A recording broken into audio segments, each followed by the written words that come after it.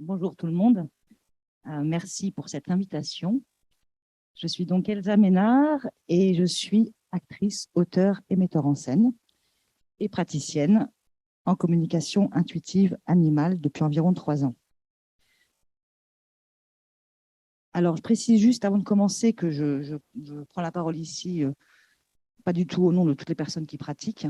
Voilà. Je vais vous faire part de mon expérience, aussi riche d'enseignements que pleine d'interrogations.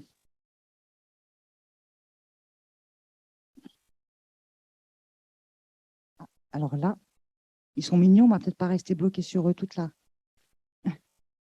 Le clic droit. Merci.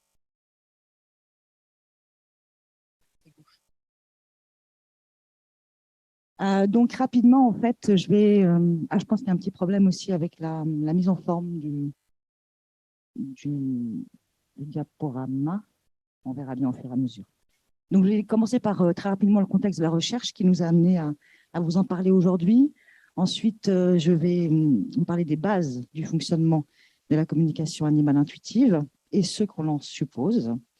Et puis, je conclurai par mon point de vue sur la présence de l'autre, ici l'animal, avant de laisser la parole à Marie-Carmen qui vous présentera brièvement notre projet de recherche. Alors, le contexte de la recherche, c'est la communication animale intuitive déjà, qui définit notre capacité à entrer en communication psychique avec les animaux.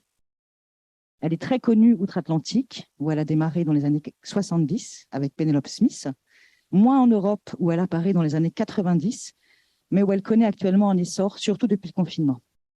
Elle est devenue un métier de service au sein de la relation entre un propriétaire et son animal, pour les accompagner dans différentes problématiques.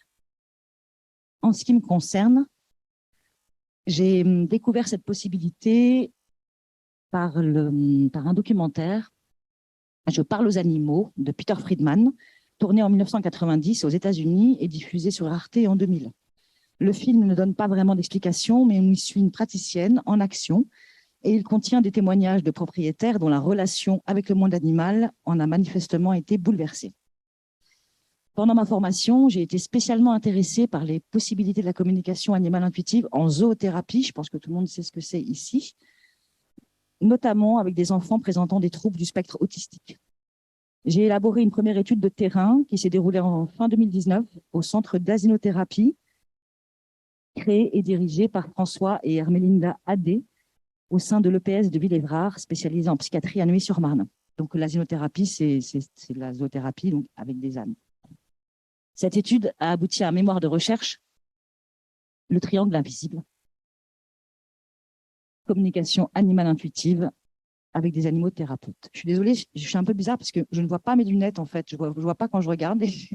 C'est ma paire de lunettes de rechange, je les ai perdues les miennes. Donc là, je ne vous vois pas, mais j'en ai besoin pour lire. Voilà.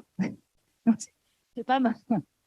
Donc voilà, donc ce mémoire de recherche, en fait, ensuite, le docteur Dominique Januel, qui est responsable de l'unité de recherche clinique de l'EPS de Villévrard, m'a invité à le venir présenter à son équipe et elle m'a ensuite proposé de rencontrer Marie-Carmen Castillo afin qu'on élabore un projet d'études pilote ensemble. Je travaille aujourd'hui sur le projet de 2 recherches, celle qu'on va vous présenter, et un deuxième en partenariat avec l'équipe d'asinothérapie de Villévrard, rencontrée pour mon mémoire, et le docteur Anne Dallasta, pédopsychiatre, responsable de l'hôpital de jour de Mézières-les-Messes, qui accueille également des enfants présentant des troubles, afin de continuer à travailler avec eux sur le lien entre ces animaux et ces enfants qu'ils reçoivent en atelier.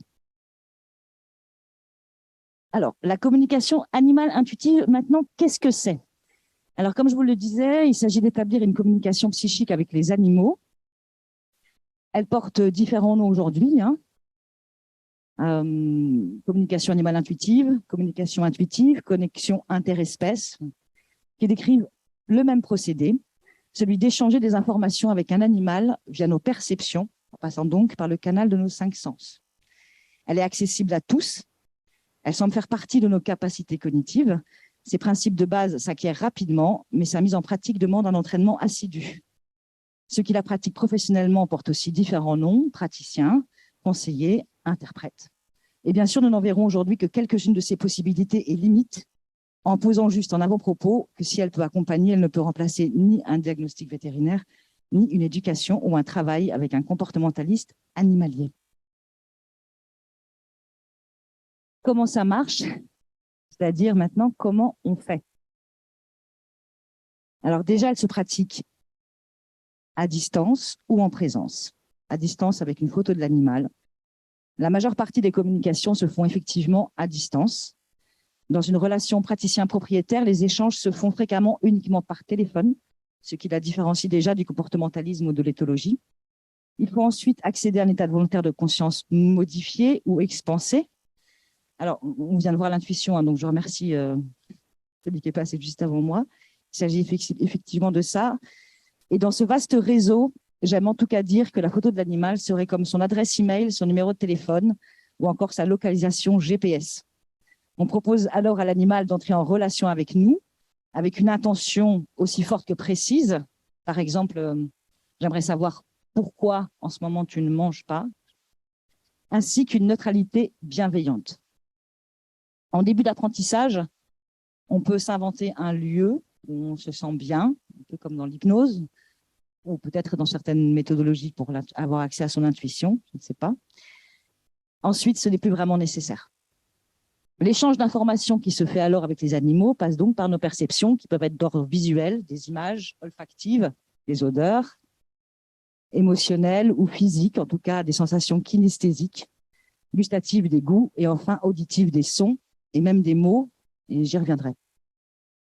En premier exemple, en communication, un cheval, pour me signifier qu'il était dérangé par la fumée d'une cheminée, m'a d'abord envoyé l'image d'un feu dans une cheminée, puis celle d'un nuage de fumée dont je sentais l'odeur âcre, tout en ressentant des picotements dans ma gorge et mon nez.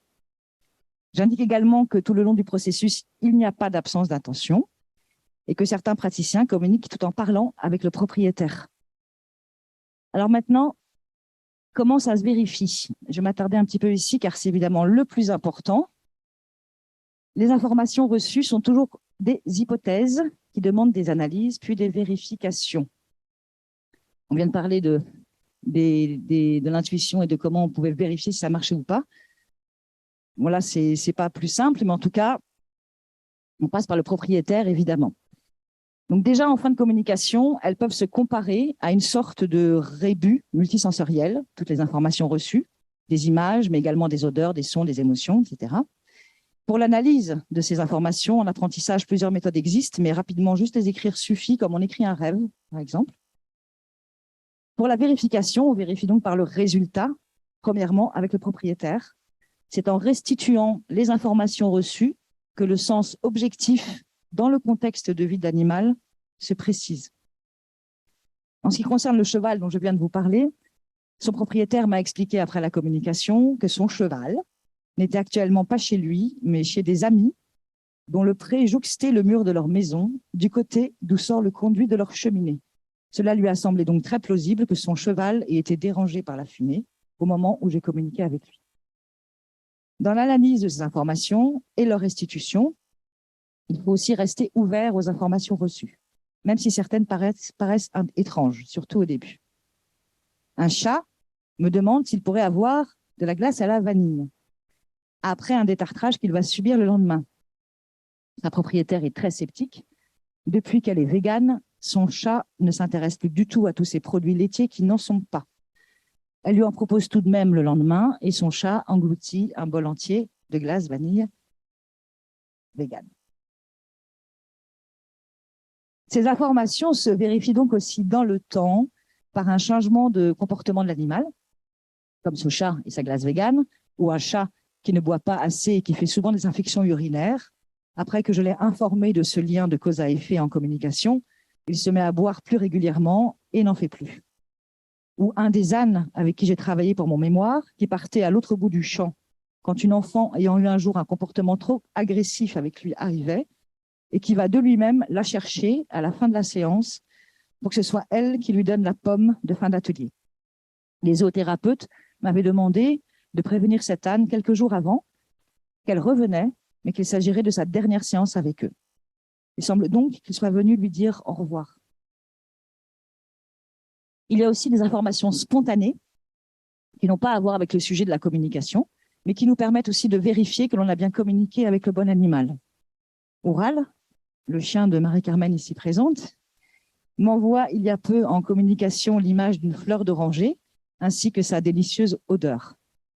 Après m'avoir demandé quel jour j'avais communiqué avec son chien, Marie-Carmen m'a expliqué que cela correspondait à une fameuse brioche embaumant la voiture et la maison quand il l'a rapportée chaude de la pâtisserie.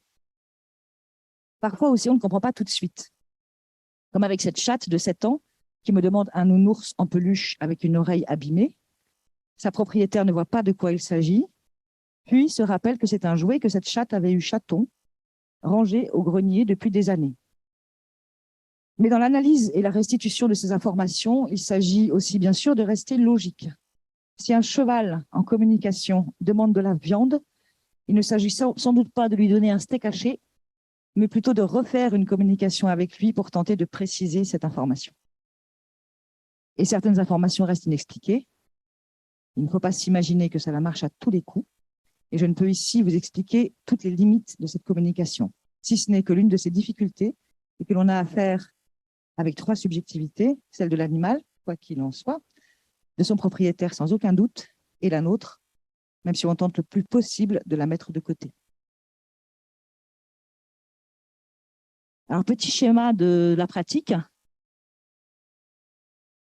La préparation est autant un temps de discussion avec le propriétaire pour cibler les questions au message, tout en lui en demandant de ne pas trop en dire, surtout, que celle du praticien pour se mettre en relation avec l'animal. À peu près exactement comme on vient d'expliquer sur l'intuition, pour pouvoir se mettre dans un état de conscience modifié. La durée de préparation du praticien et celle de la communication est variable de 3 secondes, ça peut être 3 secondes ou 15 minutes ou plus. Et les informations peuvent apparaître dès la préparation en regardant la photo de l'animal, comme en fin de communication durant son analyse. Les informations spontanées hors communication peuvent aussi apparaître au praticien. J'aborderai maintenant ici ce que l'on suppose de son fonctionnement, et je commencerai par dire que l'on ne sait pas. Voilà.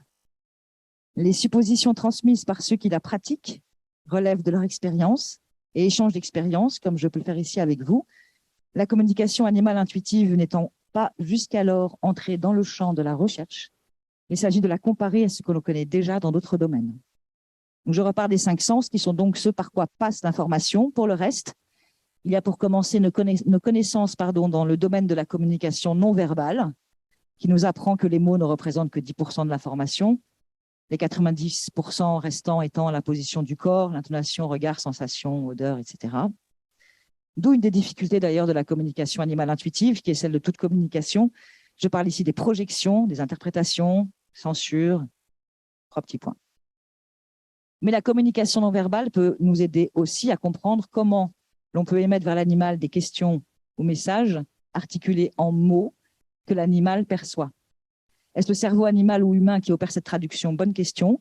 Mais en retour, en tous les cas, notre cerveau semble faire le chemin inverse. Je vous donne un exemple. Un chat miaule d'une façon très étrange en regardant fixement sa propriétaire qui s'inquiète, et le chat m'informe qu'il a un chat dans la gorge. Ces mots sont accompagnés par l'image d'une excroissance de chair à l'intérieur de sa gorge, et comme ces mots correspondent à une expression bien connue, ils me font douter de la qualité de cette communication.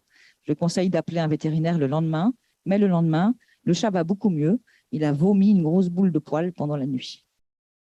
Image boule plus mot chat dans la gorge égale boule de poil rébut. Alors l'empathie, évidemment, est essentielle. Elle peut cependant aussi poser des difficultés et doit être équilibrée, car il s'agit, comme en zoothérapie, d'un triangle de relations animal-propriétaire soi-même. Et pour les ondes, comme ceux connus ou inconnus, justement, pour l'intuition, mais en tout cas connus pour d'autres états de conscience modifiés, on suppose un changement d'onde dans le cerveau. Ici, les ondes alpha, que l'on retrouve en relaxation. Il serait intéressant de savoir ce qu'il en est réellement, car contrairement à nos ondes bêta, chez les animaux, les ondes alpha sont principalement les ondes d'éveil ordinaires. Une des conditions de cette communication serait donc peut-être de se mettre sur la même longueur d'onde. Dans la pratique, en tout cas, ce qui demande de l'entraînement, c'est de pouvoir passer d'un état à l'autre, quasi simultanément, pour aussi mémoriser et avancer dans la communication. Ce que j'appelle le surf, car c'est vraiment cette sensation que j'éprouve en état de communication. Un exemple correspond bien à cet aller-retour.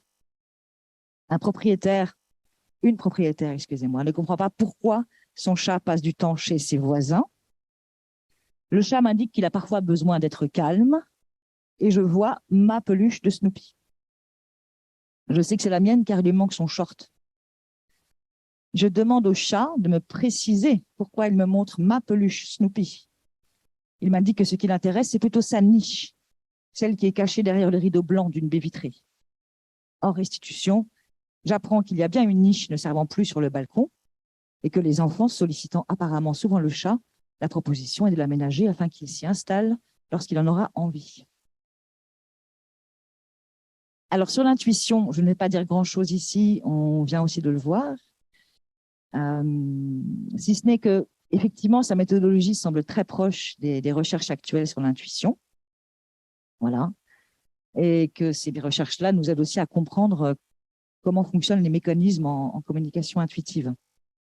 Alors, est-ce que les intuitions animaux, je posais la question tout à l'heure, c'est effectivement, on les appelle les super champions de l'intuition parfois, mais c'est souvent lié à des super pouvoirs qui sont liés à leur sens à eux, c'est-à-dire de sentir l'orage, etc. Donc, il ne s'agit pas de cela. En revanche, c'est vrai que l'état de communication animale, il y a un état de vigilance et de confiance qui est vraiment quasi simultané. Et on peut appeler ça un peu un état animal aussi. Voilà, je n'en dirai pas plus, mais je pense qu'il y a peut-être une piste là. Voilà. Et évidemment, la communication animale intuitive se sert de l'accès à l'intuition pour tenter un dialogue réel, pour le coup, avec l'animal. Et ça pratique aussi, par rapport à l'intuition, ça se rapproche un peu de ce que j'avais éprouvé dans mon travail de création artistique auparavant, notamment dans l'écriture et dans l'improvisation, cet état-là. Je termine ce petit point en disant que les animaux, en tout cas, sont de bons professeurs quand on apprend. Ils nous ouvrent à cela. Un petit point rapide sur la présence de soi avant de conclure par la présence de l'autre. En état de communication, on peut donc avoir des sensations récurrentes qui sont individuelles, une sensation de pression nasale ou frontale, un état d'apesanteur, une sensation de bascule, par exemple. Il n'y a donc pas l'absence d'attention, mais une perte sensible de la notion du temps, pas de perte de la notion d'espace, mais en s'éprouvant aussi ailleurs. J'ai déjà parlé du lieu que l'on peut se créer. J'ajoute que ce lieu est évolutif et que l'animal peut aussi nous emmener ailleurs dans son environnement de vie, par exemple. On peut aussi avoir la sensation d'être dans le corps de l'animal, voir ce qu'il voit, par exemple, comme la différence au cinéma entre une prise de vue, entre caméra objective et caméra subjective. On peut aussi se ressentir animal, cheval, par exemple. Ces sensations ne sont pas systématiques et elles évoluent dans la pratique. Elles peuvent devenir moins prégnantes, même si les infos se vérifient. Cela, je suppose, est relatif à l'apprentissage, ce qui la rapproche peut-être encore d'une capacité cognitive. Et pour ce qui est des animaux, pour des communications en présence de l'animal ou via le témoignage du propriétaire, on peut aussi observer un changement de comportement chez certains d'entre eux au moment des communications. Ils semblent absorber, se figent ou au contraire se détendent franchement. Cela se perçoit plus ou moins et n'est pas systématique. Je terminerai donc par la présence de l'autre en état de conscience modifié, ici l'animal, en concluant sur cette image avant de laisser la parole à Marie-Carmen. Bon, elle illustre en partie des possibilités que je n'ai pas pu aborder ici avec vous en communication animale intuitive, notamment le lien intime des animaux à leurs propriétaires, leurs avis ou conseils dans leur chemin de vie. Mais nous avons donc vu que les animaux, je le répète, ne parlent pas notre langage, qu'ils nous transmettent de multiples informations via nos 5 sens, sur ce qu'ils perçoivent, sur leur être, leur vie, leurs avis. Leur présence semblerait donc d'abord passer par ces canaux et notre cerveau nous en donne une version en se servant de tout ce qu'il a à sa disposition, dont Snoopy si besoin. Mais via cette image, j'aimerais insister sur le fait que chaque communication est unique. Communiquer avec un chat en communication animale intuitive, c'est communiquer avec ce chat-là, cette âne-là, ce chien-là, à un moment précis de sa vie. L'étonnement quasi systématique en communication vient de leur individualité. Avec certaines informations, on se dit « oui, mais tous les chats font ça ». Mais un seul l'aura exprimé ou avec autant de conviction.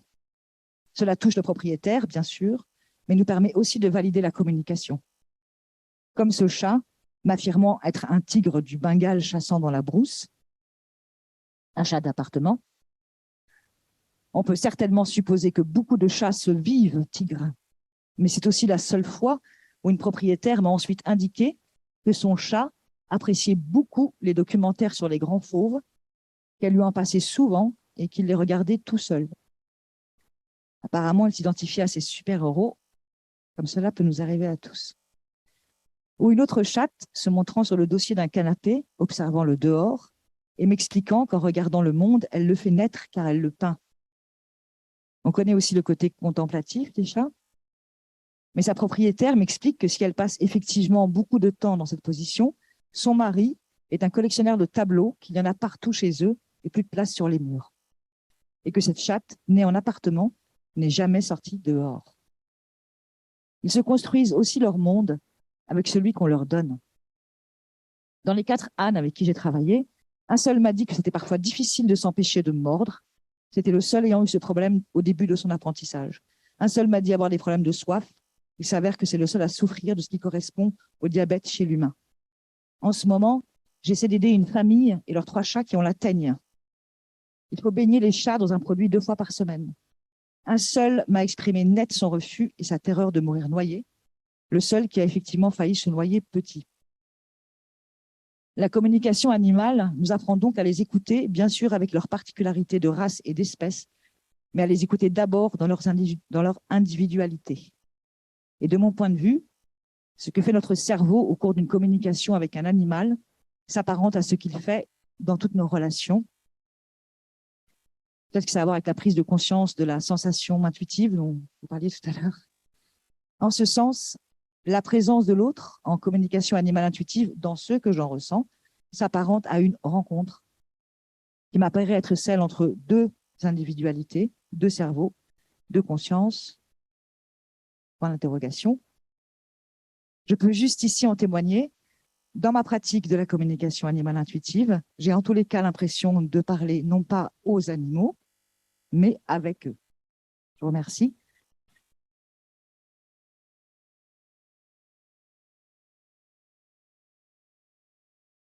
Je rassure Antoine et l'auditoire, j'en ai pas pour longtemps. Je voulais remercier Elsa et je voulais ici témoigner de ce que la recherche peut apporter à ces objets de recherche un peu étranges, un peu atypiques, qui suscitent très souvent la polémique, pour ne pas dire l'incrédulité totale. Et la rencontre que j'ai eue avec Elsa, c'est autour de comment la recherche peut s'emparer d'objets dont personne ne veut s'emparer ou que tout le monde critique. Donc, on est, nous, chercheurs, on navigue entre Charybde et Scylla, le Charybde de la psychologie très réductrice au quantitatif, la psychorigidité scientifique. Seul existe ce que je peux prouver, tout le reste n'est que billevesé, ce que j'appelle l'attitude des haussements d'épaule. On en a eu quand on a présenté, mais nous, on est habitués à Paris, donc on n'a pas peur. Communication animale, bah, peut-être, voyons. Moi, je rappelle que la recherche fonctionne toujours avec l'idée d'être surpris, avec de l'inattendu, avec de l'incrédulité. Moi, j'y crois pas du tout à la communication animale, je n'y croyais pas, on va dire, mais j'y crois pas plus aujourd'hui. Simplement, je demande des preuves. Et on s'est dit, comment on peut monter un protocole? J'ai lu le mémoire d'Elsa, qui est particulièrement bien construit du point de vue scientifique. Très déontologique, c'est quand même la seule fois que j'ai vu quelqu'un demander un consentement éclairé aux animaux pour accepter d'être dans le mémoire de recherche. Donc, c'est aussi la question du respect.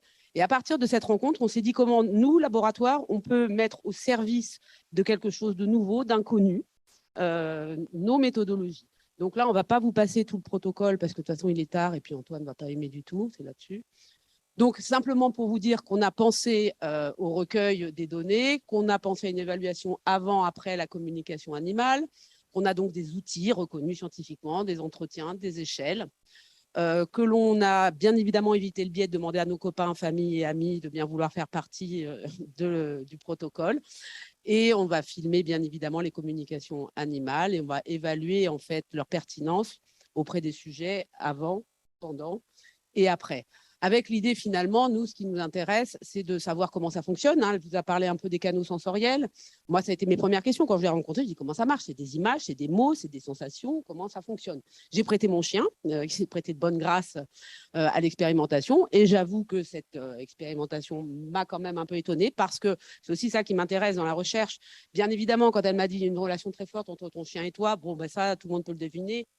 Voilà. En revanche, me donner la fleur d'oranger, me donner des détails que je n'avais absolument pas donnés, parce que ce pas des détails que je donne, Là, ça m'a vraiment perturbée. Donc, à partir du moment où nous, chercheurs, on est perturbés, ben, qu'est-ce qu'on fait pour se désangoisser? On fait de la méthodologie. Et je voulais dire aussi, hein, parce que le risque, en fait, il y a deux risques. Hein, c'est la psychorigidité scientifique, le haussement d'épaule incrédule. Et moi, on en a ras-le-bol un peu de ça avec les chercheurs. Parce que si c'est pour faire de la recherche dans ce que tout le monde fait en recherche, ça ne s'appelle plus de la recherche, ça s'appelle de la répétition. Nous, on est dans l'inconnu, hein, comme le dit très bien Baudelaire. On va au fond de l'inconnu pour trouver du nouveau. Je ne sais pas ce qu'on trouvera, mais en tout cas, merci Elsa pour cette belle rencontre, parce que moi, ce n'est pas du tout mes champs de recherche. Et c'est ça qu'on aime, c'est être surpris. Merci pour mon chien, parce que grâce à Elsa, j'ai pu réaliser mon rêve. J'ai emmené mon chien à l'hôpital psychiatrique de Villévrard, là où se déroulera le protocole de communication animale. Donc, si je ne devais en retirer qu'une seule chose, ce serait celle-là. Mais vu la qualité de ton travail et de tes recherches, je pense qu'on va vraiment faire une recherche intéressante, avec l'idée ensuite d'aller plus sur des indicateurs neuro, je regarde les collègues que ça intéresse, mais autant vous dire que quand on arrive en disant bonjour, on voudrait faire de la com animale et mettre les praticiens animaliers sous EEG et sous IRM fonctionnel, au niveau des budgets, c'est pas gagné, mais on va y arriver. Et donc l'idée, c'est déjà de démontrer qu'il y a des choses importantes, inattendues et intéressantes, et ensuite de pouvoir le développer. J'arrête là parce qu'après il est l'heure. Et merci encore à toi, Elsa.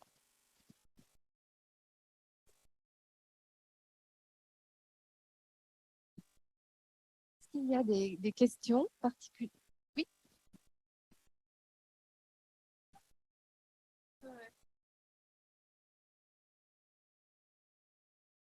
Merci beaucoup pour le duo, c'était super intéressant.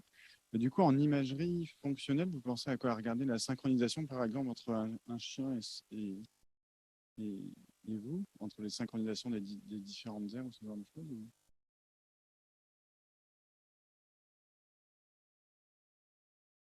Merci. Non, en fait, c'est pour l'instant, on ne pense pas aux IRM pour les animaux, ni les EEG pour les animaux. Ça serait encore mieux, évidemment, de pouvoir mettre sous EEG et animal et l'humain qui communique avec l'animal au même moment. On verra ça, je pense, dans un 5e temps. En tout cas, pour l'instant, on voudrait en tout cas faire des imageries EEG pour voir quelles sont les ondes qui sont en jeu, effectivement, si c'est bien les ondes alpha, etc., au moment de la communication, en vérifiant toujours les informations reçues par l'animal ensuite, en les validant, évidemment.